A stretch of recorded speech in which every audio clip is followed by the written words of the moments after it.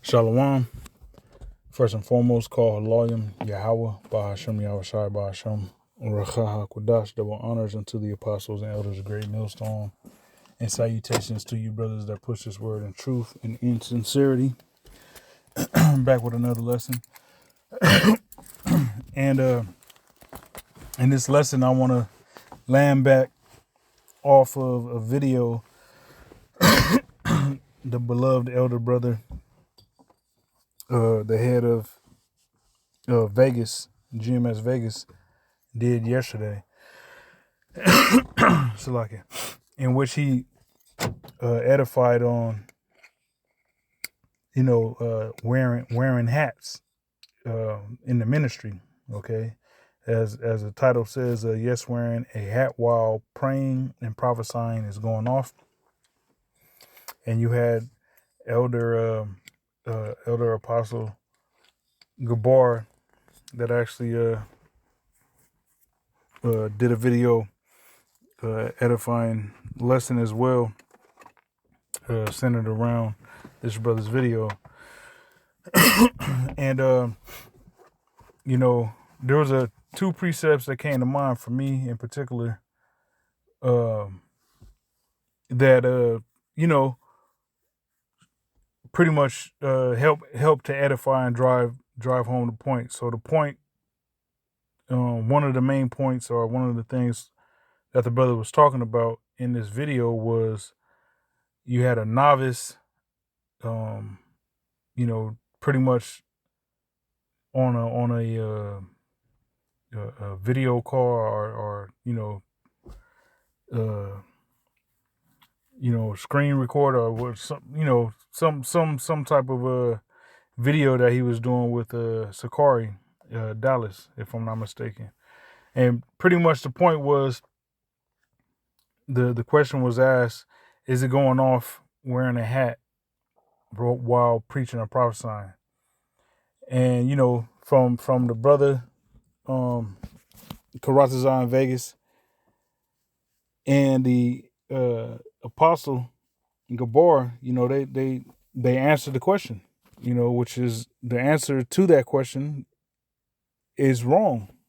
You're not supposed to cover your head, while praying and prophesying, like the scriptures say. All right. And the whole concept of wearing a hat was a heathenistic custom that our people picked up from the Edomites. Now, one thing that was mentioned in that video, that the individual from from Sakari and the novice mentioned or talked about, was Sakari had posed the notion or the question of, well, the Apostle Paul directed that to the Corinthians, that letter to the Corinthians, where the Apostle Paul mentioned that, you dishonor your head by covering it, only applied to them, to the Corinthians. Now that's erroneous, man. Okay, that's erroneous. So, he was saying that, that only applied to them, to the Corinthians, and no other church. But the things that are written aforetime are written for our learning. Okay, so at the time when the Apostle Paul and the rest of the apostles, when they were writing epistles to various churches, what they wrote to one church, another church can get edification from that as well. Okay, because at a future date, that same situation or scenario might arise in their church, and they know how to go about handling that situation through the Spirit, because they have read an example of that same type of situation that occurred in another church. So they know how to go about, taking care of that business and handling it. Which brothers in Great Millstone, brothers that's been in for a while, we've had to you know each Great Millstone camp has pretty much dealt with some of the same things over the course of these years that brothers have been pushing the word. One camp will go through something, right, and then the same thing that camp went through. Years later, another camp will go through the same situation. All right, so when that camp goes through it, being that brothers have went through that same situation in years previous, brothers can take that experience. All right, they can take that experience and apply it and learn from it, and grow and go about tackling that situation through the spirit the right way. Okay. Um, Real quick, let me stop rambling and get some scriptures. So, like it, bear with me just a second. All right. So yeah, this is the brother's video here on GMS Vegas sit downs 144K. Yes, wearing a hat while praying and prophesying is going off. Okay, it's a very edifying video. Now, real quick, let me read this here in Deuteronomy 31. I'm gonna jump down to 9, but as you see up here in the title, on the left, the King James version, KJV, it says Moses' last counsel. Okay. And then when you jump down here to verse 9, on the NLT side, on the right, it says public reading of the book of instruction. All right. Now, it says Deuteronomy 31 and 9.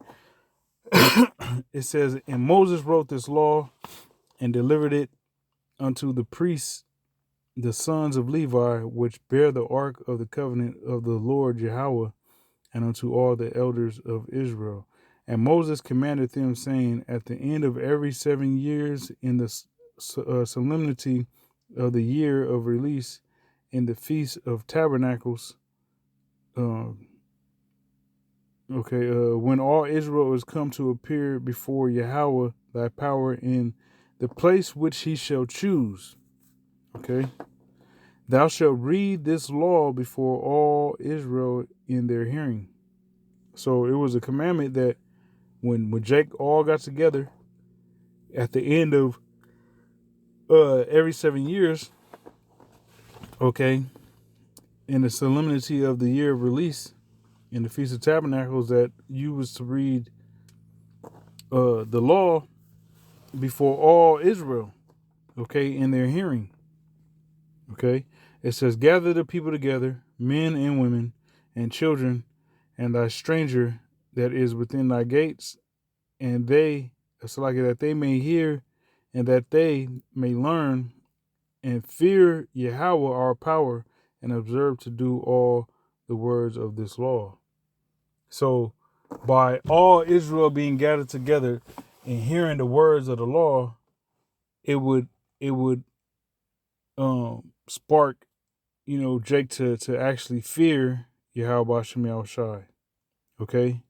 Because with fear comes obedience. If you fear your parents, if you fear your parents, you'll be obedient. Okay? If you truly fear, okay, man, they can, jack me up if I lie to them, or if I steal something and get caught, or ditch school or something. You're mindful of the repercussions. Okay? Because of that fear, because what they, what harm they can present to you. All right. They brought you into this world, through the spirit, which ultimately is the Lord that brought you into this world, but he used your parents as vessels to do so. All right. So it's an automatic level of fear there.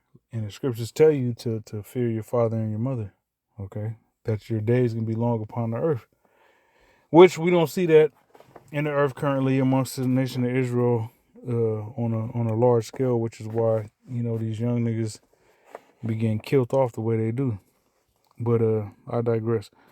Verse 13, Deuteronomy 31 and 13, it says, "And that their children, which have not known anything, all right, may hear and learn to fear Yahweh, your power, as long as ye live in the land whither ye go over Jordan to possess it." So, Jake's children, you might have like young children that, they don't know nothing. They're supposed to be educated in the law, statutes, and commandments of Yahweh Shem Yahushai, okay? Which is why they would be present when the law was being read, because it'd be like that. They're like them going to school for the first time. The first time you go to school and you're in a classroom with a bunch of kids your age and it's just all new. It's like, whoa, what is this? This is okay. This is cool. You nervous? You know what I'm saying? You happy? You anxious? You don't know what to expect. What time is lunch? What time is recess? All that. So just imagine, being an Israelite and all Israel is gathered together in one place that the Lord has chosen, and the law of Yahweh Shem Yahushua is being read, and you're, the age where you just started,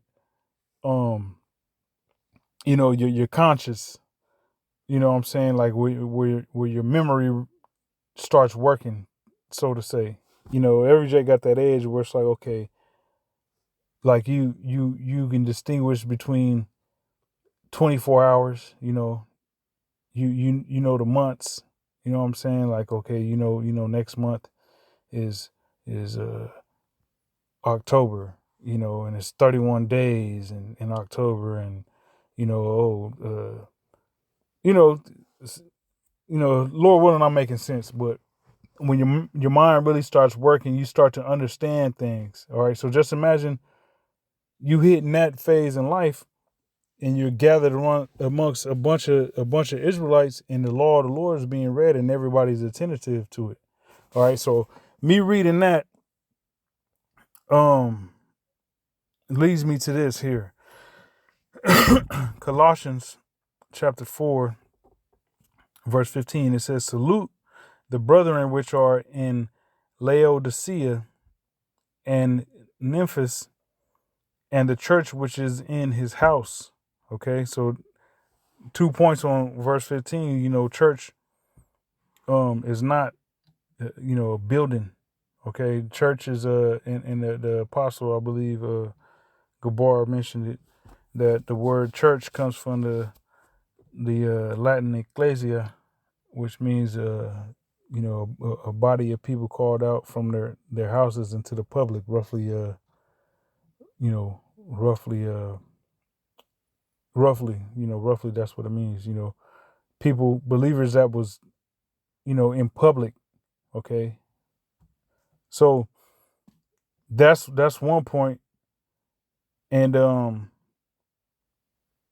in the second point, which is the more pertinent point pertaining to this lesson, Laodicea, right? Okay, it says, "Salute the brethren which are in Laodicea."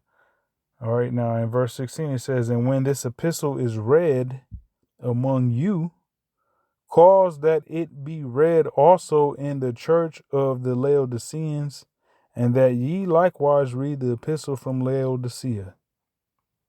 So the Apostle Paul is saying to the Colossians, to the Israelites in Colossae,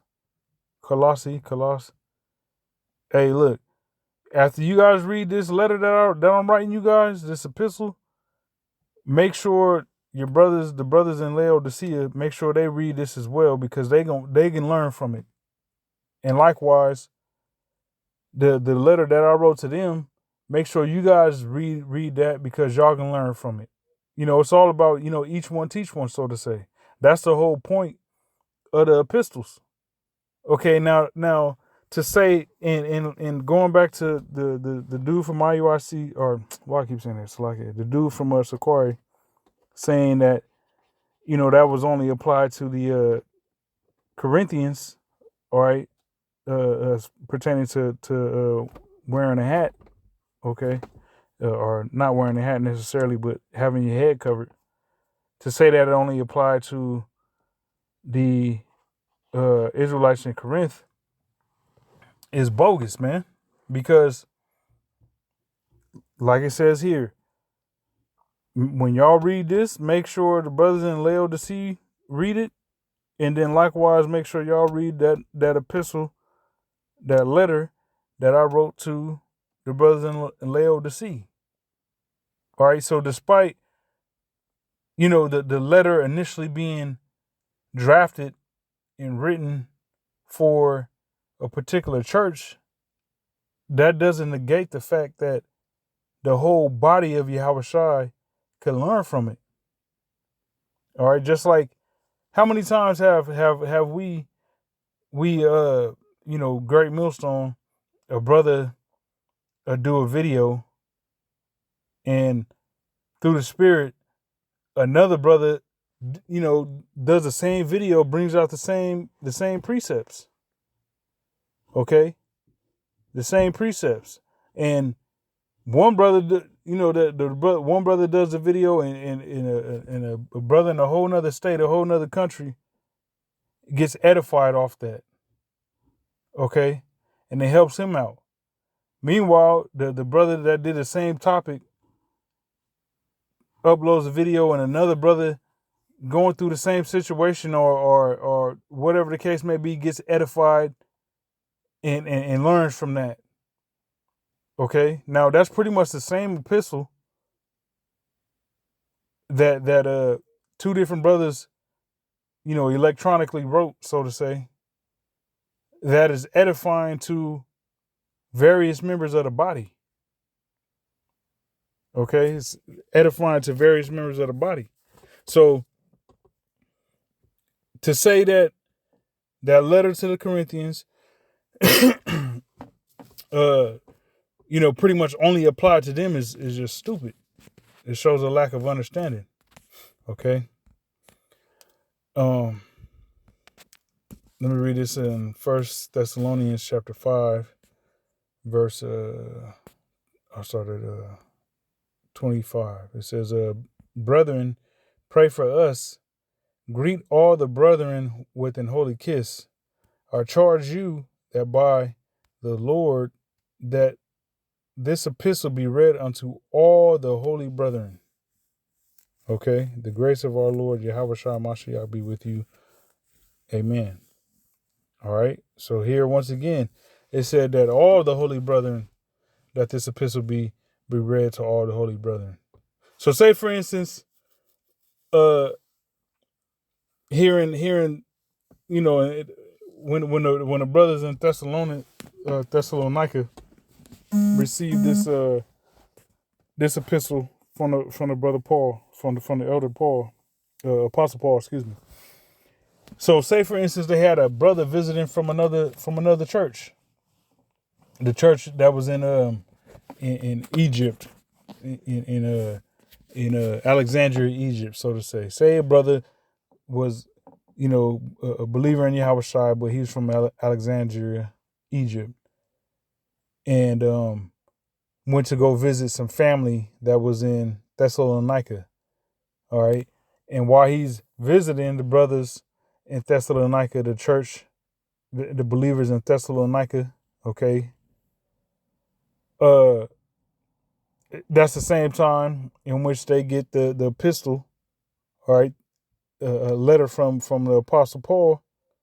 So you mean to tell me that, they gonna withhold that from the brother, and not like let him read it or read it out loud because he's there and he's a believer, and what's being written can actually help him as well as everybody else in the congregation? No, that's stupid. Especially when it says that I charge you by the Lord that this epistle be read unto all the holy brethren. All right, so he's a believer, and he's proven himself. He's faithful. All right, he's not amongst the profane. He's holy. He's separate. And he don't get that privilege. You know what I'm saying? That's stupid. That's stupid. All right. And it's the same thing we experience today, man. You got brothers that go visit other camps. Okay. That'd be like um um the apostles uh or elder calling you, talking to the camp. Hey, how y'all brothers doing, man? Shalom. And then you got a brother that's visiting from out of town, and you tell the brother, "Hey, man, yeah, you got to go outside, man. The apostles on the line, man. We chopping it up, yeah. But you ain't in the camp, so you gotta go. You gotta go wait outside, bro. What kind of bullshit is that? Meanwhile, like what the apostle was saying to the body of believers in the camp in which he called to chop it up with, that information is edifying to the body. You know what I'm saying? It's edifying.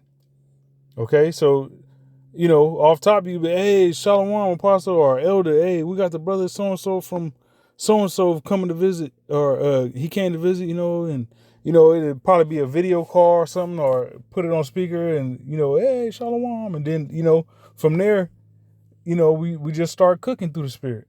You know what I'm saying? And there's gonna be edification that's gonna go out that most likely, are guaranteed that, the brother is gonna take back to his church, and let brothers know information, and you know what I'm saying? And it's all for the purpose of growing in the spirit, motivation, you know, perseverance, edification. Okay. Um, Real quick, I want to go to the commentaries for this. So, like, verse 16. Let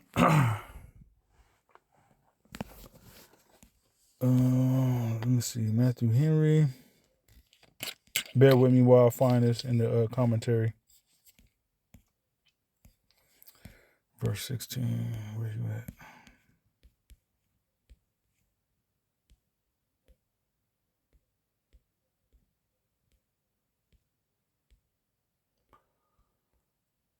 So, okay.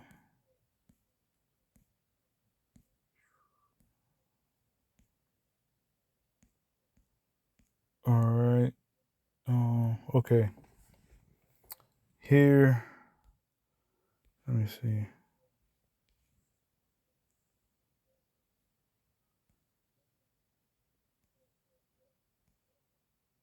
All right. I'm gonna start here, where I highlighted it. Okay. It says the brethren in Laodicea are here mentioned as living in the neighborhood of Colossae,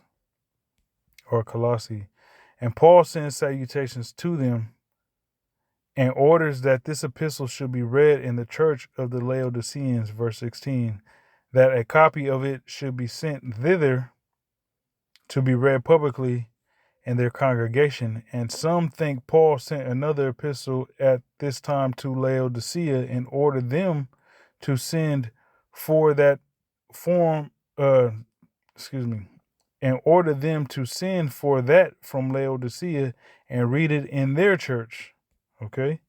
And that you likewise read the epistle from Laodicea. If so, that epistle is now lost and did not belong to the canon. For all the epistles which the apostles ever wrote were not preserved any more than the words of actions of our blessed Lord. Okay, because there's many epistles and letters that the apostles wrote that we don't even know about, but we'll know in the kingdom. Okay, the same way as the scriptures say, all the miracles that the Lord Yahweh Shai performed and did was so many that they, you couldn't contain them in a book. Okay. It says there are many other things which Yahweh Shai did, which if they should be written, or that's how, yeah, that's spirit, which if they should be written every one, I suppose that the world itself could not contain the books which would be written. And that's John 21 and 25. All right, so that's the spirit, because I had it in mind, and they quoted it. It says, okay, let me see. Memphis, I'm gonna jump down. Memphis is mentioned in verse 15 as one who lived at Colossae and had a church in his house. That is either a religious family where the several parts of worship were daily. Okay, well that's pretty much the point. It's going go into something else. But yeah, as you see, um, even in the commentary, it said that the Laodiceans, had a letter written to them, as well as the Colossians, and that it was beneficial for them to each one teach one. What I wrote to them, y'all read, okay, and make sure they read what I wrote to y'all. So going back to the point, to say that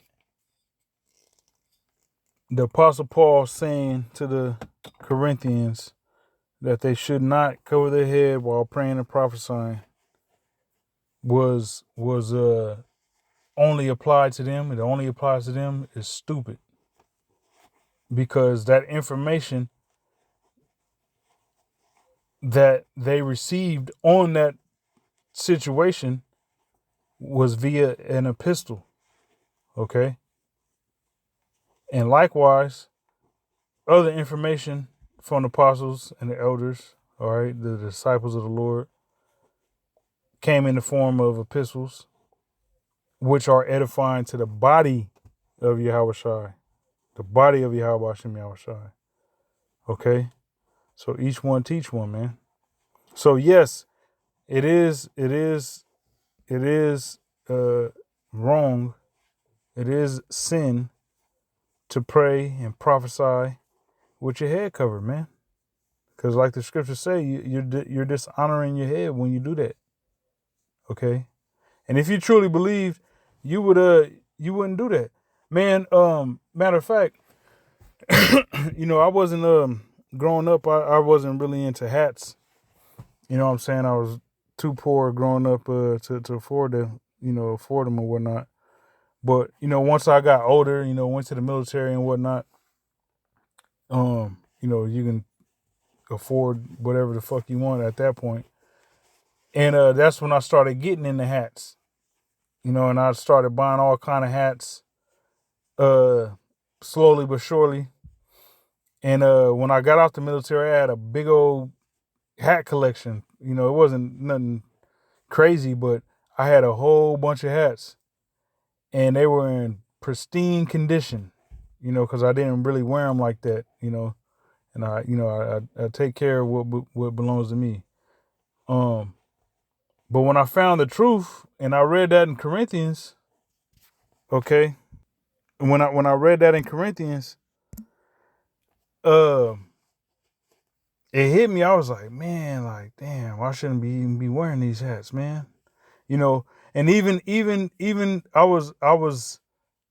I felt compelled to not wear hats, period. Not just praying or prophesying, but just period. I was like, man, I shouldn't even be having this hat on, and I just sold them all. I pretty much left them with my mom, and then she sold them. And she, whatever she did with the money, what she did, but I didn't give a fuck, because I had found the truth, and the truth was more important than the goddamn hat. So, Lord willing, that was edifying. Until next time, shalom.